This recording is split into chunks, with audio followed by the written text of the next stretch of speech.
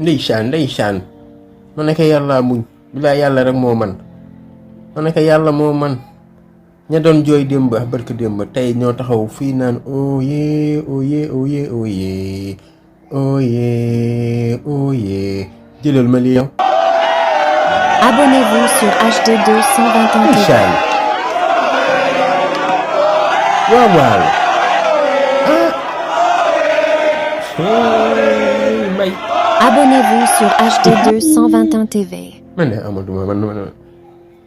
waaw mais lii est-ce que lii nii barul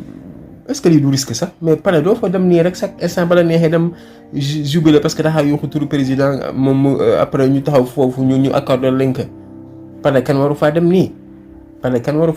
lu dul passation de pouvoir passation de pouvoir bañ kaa def man leen faa dem seetaan non passation ba 2024 bi moom nañ ko dafa jëye damaa xalaat ne du xaj foofu bu ñu def pare